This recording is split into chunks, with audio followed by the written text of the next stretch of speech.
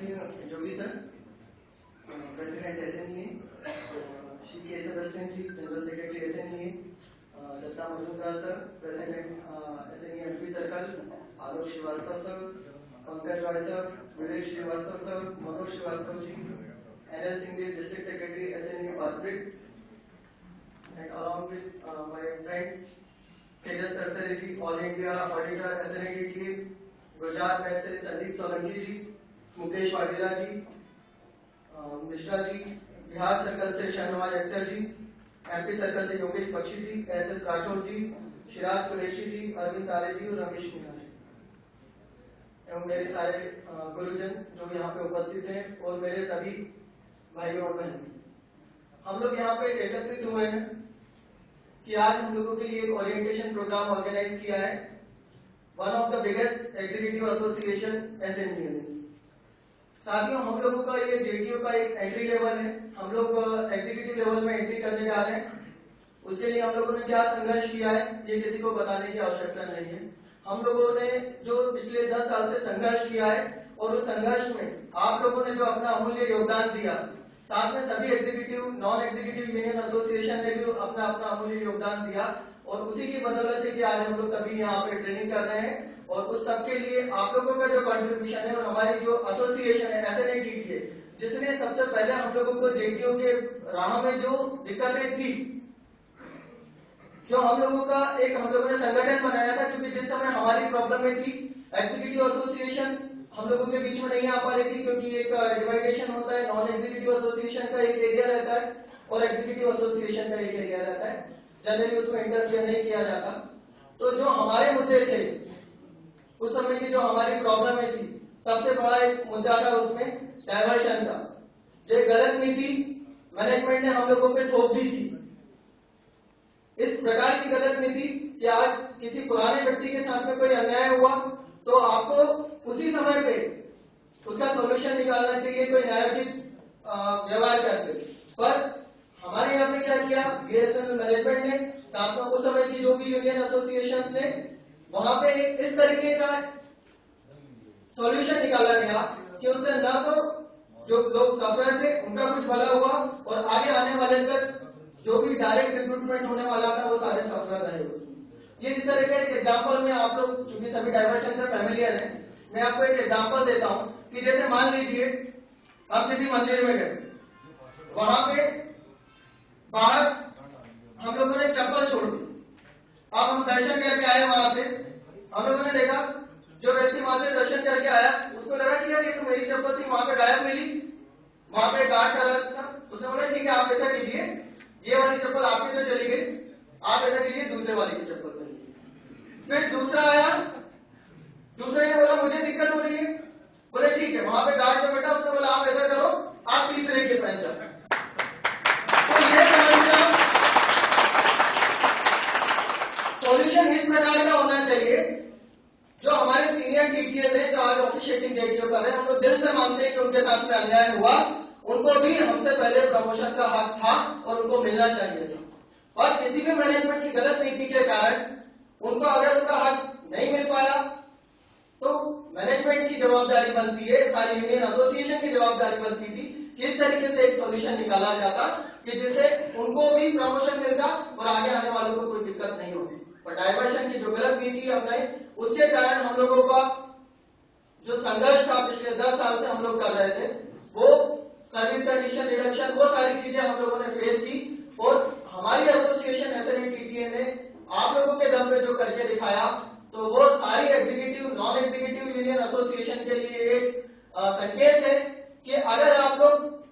जिन मुद्दे को दबाना चाहेंगे, अगर किसी परिस्थिति में अगर कोई एक ग्रुप सफर है, हम ये नहीं बोलते क्योंकि हर एक व्यक्ति अगर हम लोग कोई बात करेंगे, अगर कोई हम लोग एक मुद्दा उठाएंगे, तो चूंकि हम लोग एक थर्ड कैटेगरी BSNL में है,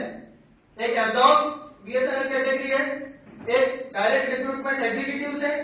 हम लोग डायरेक्ट रिक्रूटेड नॉन एग्जीक्यूटिव थे, हम लोग 2.5 लाख लोगों के बीच में हुआ करते थे। तो उस समय पे हम लोगों का मुद्दा अगर हम लोग कोई उठा देते कि अगर EPF का हमारा मुद्दा है, अगर सुपर एनिमेशन का हम लोगों का मुद्दा है, तो वो उनके लिए गौण हो जाता था कि 2.5 लाख में हम लोग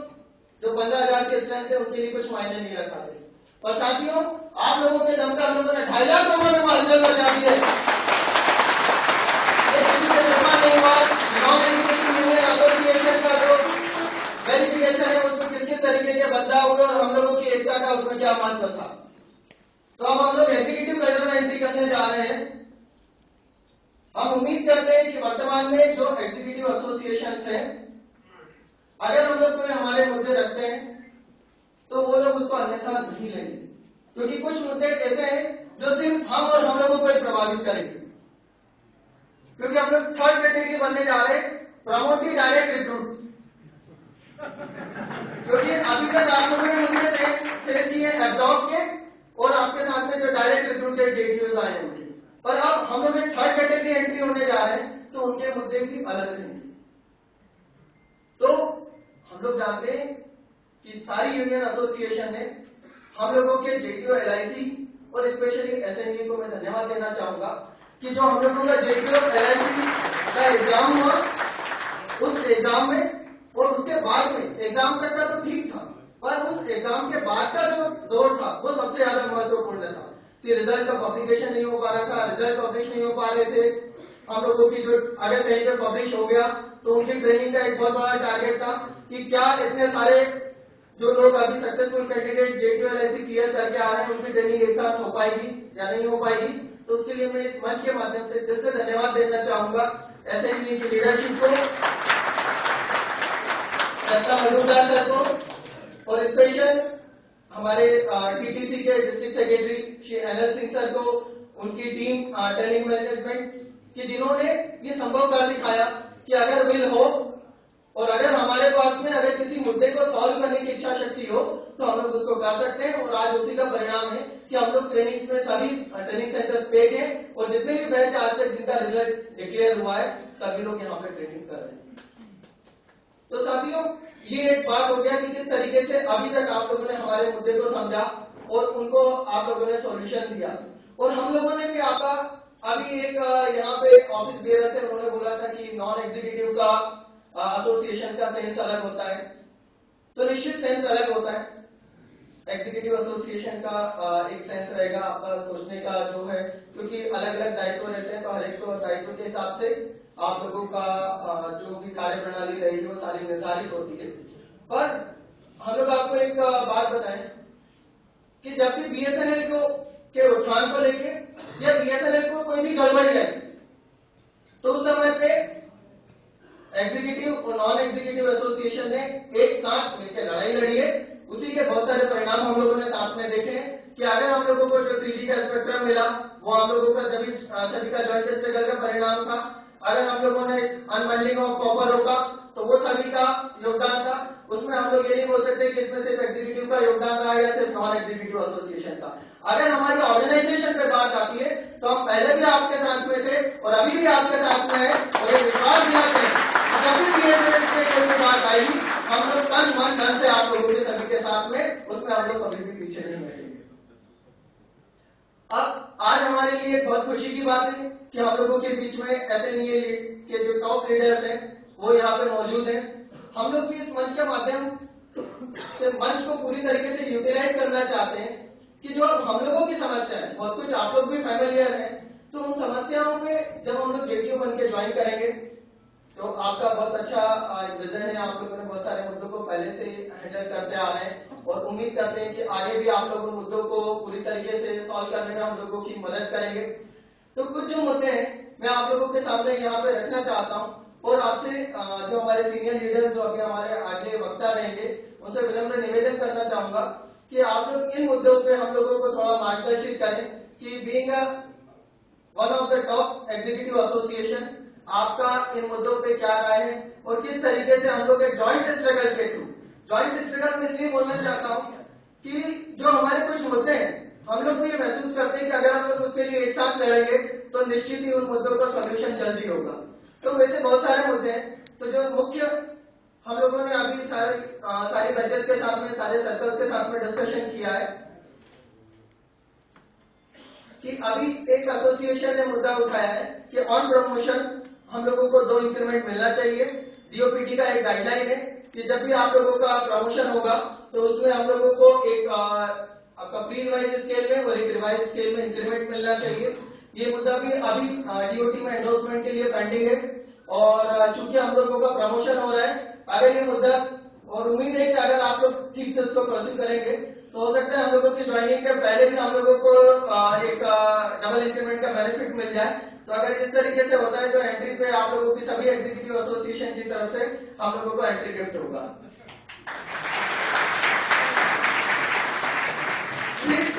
जो दूसरा सबसे महत्वपूर्ण मुद्दा है जो 2007 से लंबित है, वो 30% सुपर एनुएशन बेनिफिट का डीपी ने गाइडलाइन दिया कि 30% सुपर एनुएशन बेनिफिट हम लोगों को मिलना चाहिए और हक है उसका, क्योंकि हम लोगों को पेंशन नहीं मिलता। हमारा कैटेगरी अलग है, जो डिपार्टमेंट के लोग हैं अब्दाव के लिए उनको पेंशन मिलता है और उनकी पेंशन में कोई लोग नहीं है। अब हमारा जब डीपी ने गाइडलाइन इशू किया है कि 30% सुपर एनुएशन का बेनिफिट मिलना चाहिए, क्योंकि रिटायरमेंट के बाद में हम लोगों को भी पैसे की जरूरत रहेगी। तो जब हम लोगों को डीपी ने गाइडलाइन दिया है, मैनेजमेंट 2007 से अब 2014 आ गया, आज तक उसको इम्प्लीमेंट नहीं किया। फिर अभी एआईजीजेडीओ ने उसके लिए स्ट्रगल किया। क्यों किया? क्योंकि बात यही आती है कि कुछ मुद्दे जो ऐसे होते हैं वो सिर्फ और सिर्फ हम लोगों को अफेक्ट करते हैं। तो उसमें अभी सुनने में आया, साथ में उसी समय पे एसएनएटीटी के माध्यम से हम लोगों ने सारी एग्जीक्यूटिव यूनियन एसोसिएशन को भी अप्रोच किया और हम लोग धन्यवाद देना चाहते हैं कि एसएनए ने भी उसको परस्यू किया और उम्मीद है कि उसका कोई सॉल्यूशन निकलने वाला है। और सॉल्यूशन कितना निकलेगा वो सुनने में आ रहा है कि मैनेजमेंट पहले आज से 6 महीने पहले भी 2% देने के लिए राजी था, अब वो शायद 3 या 4% के लिए राजी है। तो 3 या 4% नहीं लेंगे, हमारा 12% कम है, पूरा 12% लेंगे।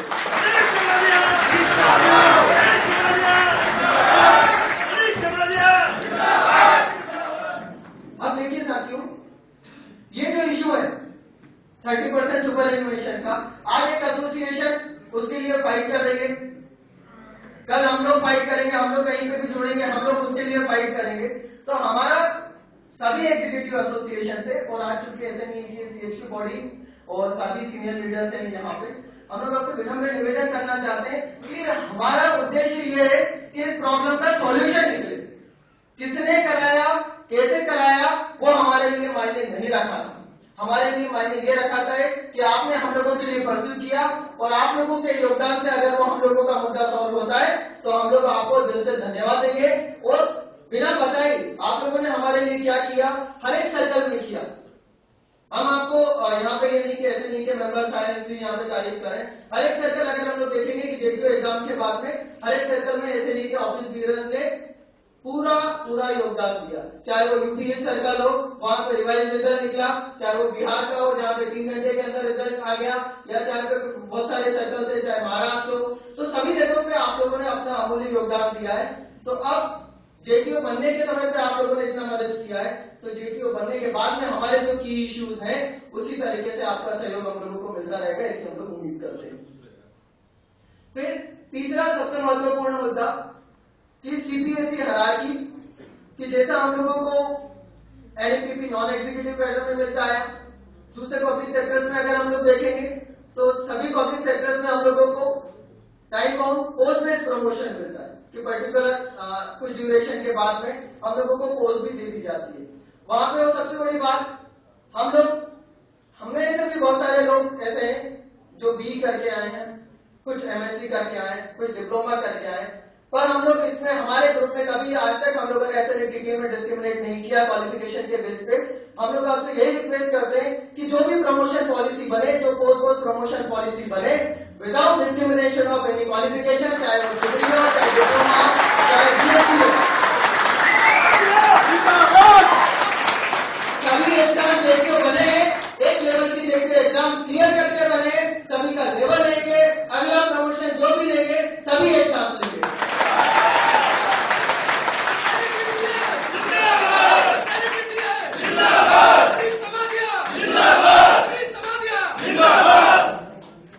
इसके अलावा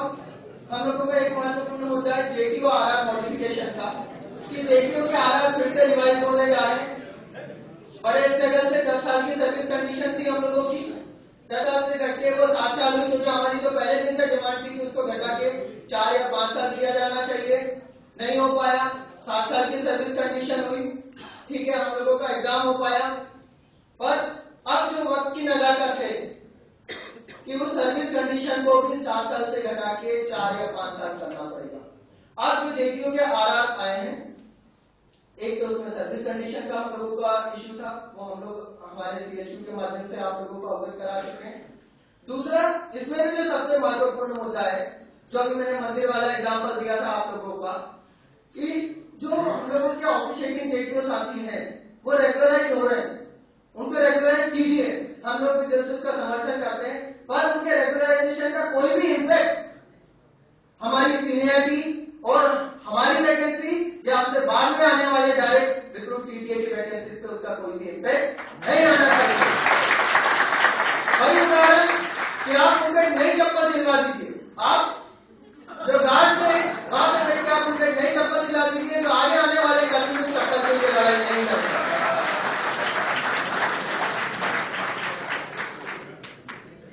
तो साथियों, इसके अलावा कुछ हमारे जो साथी हैं जो जेटीओ का एग्जाम कंडक्ट हुआ उसमें सफल नहीं हो पाए। अब क्यों सफल नहीं हो पाए? क्लियर कट गाइडलाइन था कि एग्जाम का जो लेवल होगा वो डिप्लोमा लेवल का होगा। और कुछ सर्कल ऐसे हैं जहां पे जो जेटीओ एग्जाम का पेपर आया, छत्तीसगढ़ ले लीजिए, कोलकाता टेलीकॉम डिस्ट्रिक्ट ले लीजिए, वहां पे जो गेट का पेपर है 2009 का गेट का जो एमटेक लेवल का पेपर होता है उसका कॉपी पेस्ट कर दिया। तो ऐसी विसंगतियां हुई है और ऐसी विसंगतियों के कारण बहुत सारे सर्कल में हमारे साथी लोग इस एग्जाम को मुश्किल से कोई 1 नंबर से, कोई 2 नंबर से, कोई 4 नंबर से इस एग्जाम को क्लियर नहीं कर पाया। हम लोगों ने साथ में स्ट्रगल किया था, इस एग्जाम के लिए हम लोगों ने साथ में लड़ाइयां लड़ी थी।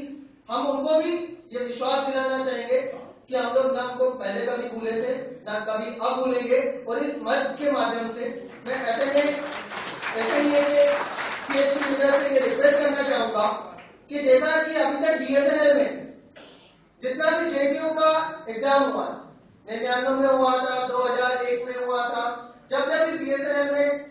डिपार्टमेंटल प्रमोशन एग्जाम हुआ, रिसेंटली जेओ में जो रिलैक्सेशन दिया है वही रिलैक्सेशन, हम कोई नई चीज नहीं मांग रहे जिसको जुर्माने में किसी को कोई दिक्कत है। वही चीज जो अभी तक बीएसएनएल में चलता है उसी का डिमांड हम लोग आपसे करते हैं कि हमारे जो साथी उनमें भी वही कैलिबर है जो जेटीओ एलआईसी क्लियर किए हुए कैंडिडेट हैं। तो आपसे मेरा निवेदन है कि उनको 10% रिलैक्सेशन के माध्यम से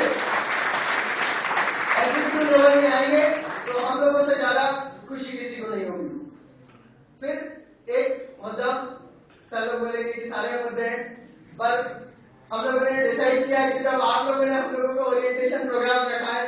जब आप लोग हमें मार्गदर्शन देने आए तो हम लोग भी आपका पूरा सदुपयोग करें और जो भी हमारी सारी चिंता है उनसे आपको अवगत कराएं कि जो एक एग्जाम है मैनेजमेंट ट्रेनिंग का, मैनेजमेंट ट्रेनिंग एग्जाम में 2008 में एक रूल बना, उसमें नॉन एग्जीक्यूटिव अलाउ थे, उसका नोटिफिकेशन भी हो गया, एग्जाम नोटिफाई भी हो गई। 2009 में एमटी का आरआर चेंज हो गया, फिर कोर्ट केसेस के कारण वो पेंडिंग रहा। फिर अभी एक रिवाइज आ रहा था जो मैनेजमेंट ने प्रपोजल दिया था, उसमें भी ये प्रपोजल था कि नॉन एग्जीक्यूटिव और 8 ईयर की सर्विस कंडीशन के साथ में उस एग्जाम में अलाउड है। उसके बाद में सारे एग्जीक्यूटिव एसोसिएशन को मैनेजमेंट ने प्रस्ताव दिया कि आप लोग अपने अपने व्यूज इस आरआर पे दीजिएगा। उसके बाद में सडनली क्या हुआ वो हमें पता नहीं, पर जो बाद में आए एमपी के रिवाइज आरआर आए उसमें नॉन एग्जीक्यूटिव का ही नहीं था। अब हमारा एक विजन है कि अगर 2 चीजें होना चाहिए कि या तो आप सीपीएसई हायरार्की लागू कर दीजिए जो सभी को प्रमोशन का एक जैसा चांस मिले, और अगर कंपटीशन का ही अगर इच्छा है कि कंपटीशन के माध्यम से बीएसएनएल चाहता है कि टॉप लेवल के अच्छे कैलिबर वाले लोग आए तो फिर उसमें बाउंडेशन नहीं होना चाहिए, सभी को चांस मिलना चाहिए। आज हम लोग जेटीओ एलआईसी एग्जाम क्लियर कर लिए, अगले 4 साल तक हम लोग एमपी एग्जाम में एलिजिबल नहीं, और जब एलिजिबल होंगे जब तक एज की बाउंडेशन है एज क्रॉस कर चुके होंगे। मतलब अगर एमपी नाम की चीज है तो हम लोगों ने सुना बहुत वर्षों से इंतजार कर रहे थे कि एमपी नाम की कोई चीज आएगी और हमारे सामने से निकल गई। तो ऐसी अगर कोई पॉलिसी बनती है जिससे कि पूरा का पूरा ग्रुप वंचित रह जाता है, तो ऐसी पॉलिसी का आप लोगों को जितने भी एसोसिएशन है उनका उसका खुलकर विरोध करना चाहिए। तो ये कुछ हमारे मुद्दे थे। इसके अलावा एसएनए से हम लोगों का जो ओरिएंटेशन हो रहा है, ये अभी चूंकि हम लोग ट्रेनिंग कर रहे हैं इस दौरान हो रहा है, और ऐसा नहीं है कि कभी हम लोग एसएनए से पहले परिचित नहीं थे। हम लोगों का पहले भी बहुत अच्छा कोऑर्डिनेशन था। बहुत सारे मुद्दे अब जैसे पंकज रॉय जी ने बोला कि जो 3G का मुद्दा है, तो 3G के मुद्दे पे हम लोग दिल से धन्यवाद देना चाहिए मजूमदार सर का, सबस्टिन सर का और जोगी जी का, कि जिन्होंने इस इम्पोर्टेंट मुद्दे को परस्यू किया। न केवल यूनियन लेवल पर परस्यू किया, बल्कि उसके लिए कोर्ट केस भी फाइल किया। तो ये जब भी कोई यूनियन एसोसिएशन है, उसके दो मेन काम होते हैं। एक काम तो हो गया कि अपने एम्प्लॉइज को, तीन होते हैं, तीसरा भी बताऊंगा, कि एक तो हो गया कि हमारे जो भी एम्प्लॉइज हैं उनके जो भी इश्यूज हैं उसके लिए मैनेजमेंट से फाइट करें। दूसरा हो गया कि हमारी जो ऑर्गेनाइजेशन है, तो हमारी ऑर्गेनाइजेशन पे अगर कोई विपत्ति आ रही है तो उस विपत्ति को दूर करने में, या कोई भी दूसरी कंपनी हमारी कंपनी के साथ में फ्रॉड कर रही है, तो हमारे लिए सबसे पहले हमारी ऑर्गेनाइजेशन है। हमारे व्यक्तिगत मुद्दे भी हमारे लिए सेकेंडरी। और तीसरा मुद्दा है जो हम लोग भी चूंकि 10 साल से आप लोग सभी लोग लीडर्स हैं लॉलीपॉप खिलाने का, कि अगर कोई इश्यूज है, हमें पता है कि वो इश्यू सॉल्व नहीं हो सकता, पर हम लोग हमारे मेंबर से खुल के बोल नहीं पाते कि भैया ये मुद्दा हो ही नहीं पाएगा या इस तरह के मुद्दा हम लोग नहीं रख पाएंगे, तो हम लोग उनको एक आश्वासन का लॉलीपॉप दे देते हैं कि ठीक है भैया इस तरीके से। तो अब ये तीन महत्वपूर्ण मुद्दों में से जो दूसरा सबसे महत्वपूर्ण मुद्दा था ऑर्गेनाइजेशन का, तो हम उसके लिए एसएनए को बहुत बहुत धन्यवाद देना चाहेंगे। मैंने महसूस किया है कि उनकी संस्कृति में एक चीज शामिल है, चाहे वो 3G के मुद्दे के लिए लड़े। हमने इंदौर एसएसए में देखा है कि वहां पे तिकोना वायरलेस के लिए जो भी ऑफिस बियरर थे, उन्होंने चूंकि वो जो भी धांधली कर रहा था उससे बीएसएनएल को नुकसान है, सभी को पता है, गवर्नमेंट को भी पता है, बीएसएनएल के सारे आला अधिकारियों को भी पता है, सारी यूनियन एसोसिएशन को पता है, सब आंख मूंद के बैठे हैं कि यार हमें क्या करना है। पर हमने वहां पे भी देखा है कि वहां पे भी कहीं ना कहीं आपकी संस्कृति में होगी वो चीज कि वो लोग भी उसके लिए कोई अपने नाम से कलेक्शन लेता है, उसके प्रूफ इकट्ठे करता है और वो ट्राई को, टीडी से को अलग अलग लेवल पे अपनी यूनियन एसोसिएशन के माध्यम से उसका खुला विरोध करता है। तो हम इस संस्कृति का पूरा समर्थन करते हैं। आप भविष्य में कभी भी इस प्रकार की कोई भी चीज जिससे बीएसएनएल का भला होता है, अगर आप ऐसी कोई भी मुहिम चला रहे हैं, तो हम लोग आपको विश्वास दिलाते कि उसमें सपोर्ट करने में हम लोग सबसे आगे हैं। अब सबसे लास्ट चीज कि हम लोग एक एसोसिएशन, क्योंकि एसोसिएशन के रूप में जुड़े हुए और किस तरीके से जुड़े हुए, जिस तरीके से कॉलेज में हम लोगों ने देखा है कि दोस्त में बहुत सारे लोग रहते हैं और जिनकी रैगिंग एक साथ हुई होती है, जिन्होंने एक साथ थप्पड़ खाए हुए होते हैं या एक साथ सभी ने डांस किया होता है, वो हमेशा उनका एक ग्रुप बन जाता है। तो हमारा ग्रुप ऐसा है कि पिछले 10 साल से बीएसएनएल और सारी यूनियन एसोसिएशन हमारे साथ रह ही ले रहे, तो हम लोगों का ग्रुप बन गया है। हम लोगों ने दुख के दिन साथ में चले, तो इंसान एक बार दुख के दिनों में अपने साथियों को भूल सकता है कि उसके साथ में मैंने ये पार्टी एंजॉय की थी, ये किया था। हाँ, हो सकता है हम लोगों में थोड़े मत मतांतर होंगे, हो सकता है कि इतने लोग होंगे तो किसी की विचारधारा अलग होगी, किसी की सोच अलग होगी,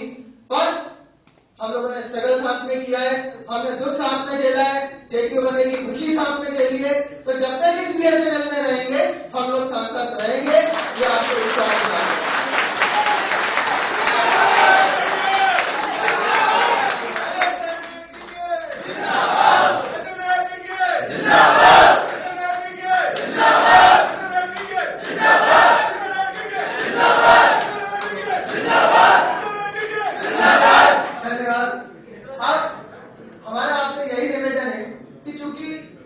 सारे एग्जीक्यूटिव एसोसिएशन है, उन्हें सभी को पता है कि अब वेरिफिकेशन होने जा रहे हैं और एक बहुत बड़ा बदलाव भी होने जा रहा है कि पहली बार डायरेक्ट थ्रू टीडीए का जो बैच है वो एग्जीक्यूटिव लेवल में एंट्री करने जा रहा है। तो हमारा सारी यूनियन एसोसिएशन से एक निवेदन है कि जो हम लोगों की, आप लोगों की भी एक संस्कृति है, आप लोगों की भी विचारधारा है, अगर आपके सामने कोई लोग जुड़ते हैं तो हमारे पास में दो ऑप्शन है, या तो हम लोग क्या करें, सबसे पहला तरीका अपनाएं कि उनकी संस्कृति को ताज-नाज कर दें,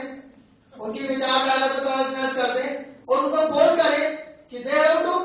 adopt the policies of the union they are doing. अगर इस तरह का कहीं पर भी फिलोसॉफी हमने भी किया, तो मतलब अगर आप इतिहास देखेंगे उठा के कि हम लोग जब नॉन एग्जीक्यूटिव यूनियन एसोसिएशन में थे, वहां पर भी हम लोगों ने देखा, पहले किसी यूनियन के साथ में थे, उस समय उन्होंने हम लोगों को विश्वास दिलाया कि हम लोग आपका ये सारी चीजें करेंगे, ये सारे मुद्दे, अच्छा ये इशू ये तो हम लोग तुरंत परस्यू करेंगे, सर्विस कंडीशन ये तो 3 से 4 साल में हो जाएगा। ठीक है, उन्होंने उनके लेवल पे किया, उनसे हमारा कोई मलाल नहीं है, पर सबको पता है आज हम लोग भी 10 से 12 साल की सर्विसेज करके आए हैं, हम लोगों को सब अच्छे से समझ में आता है कि हम लोगों को क्या क्या मुद्दे हैं जो हमें सबसे ज्यादा अफेक्ट करेंगे।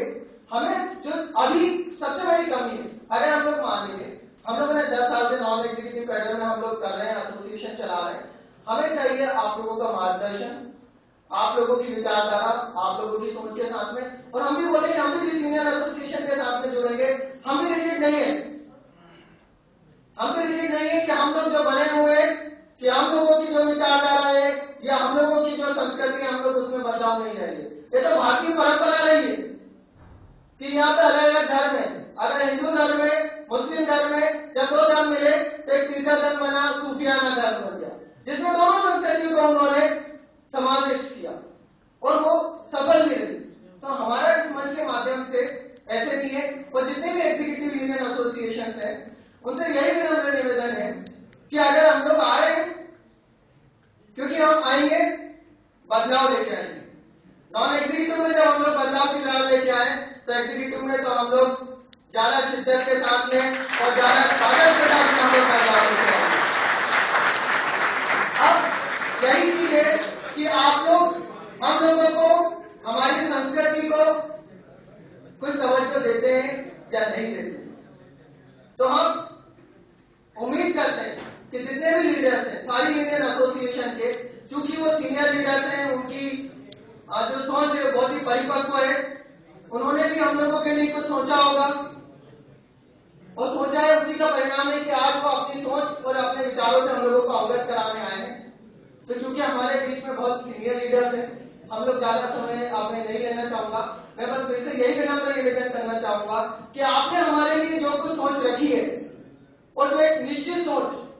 कि हाँ ये अगर कोई मुद्दा है तो इसका इस तरीके से सॉल्यूशन निकलेगा, ये इसका तरीका है, आप लोग इसमें सहयोग कीजिए, आप लोग हमारे साथ में आइए, हम आपको विश्वास दिलाते हैं कि आप जहां भी बोलेंगे, जिस भी मोर्चे पे बोलेंगे, अगर कोई भी हमारा मुद्दा है, बीएसएनएल से रिलेटेड मुद्दा है, तो सारी यूनियन एसोसिएशन का आपने पहले भी सपोर्ट किया था, अभी भी सपोर्ट करेंगे। बस यही आपसे फाइनल मार्गदर्शन चाहते हैं कि आप हमारे मुद्दों को लेकर कितना जीवंत हैं, आप हमारे लिए क्या क्या, आपकी परिपक्व सोच के साथ में आपका जो इतना विशाल अनुभव है, आप लोगों की जो संस्कृति है कि आप मैनेजमेंट से बहुत अच्छी तरीके से परिचित हैं, मैनेजमेंट किस तरीके से किस मुद्दे को मान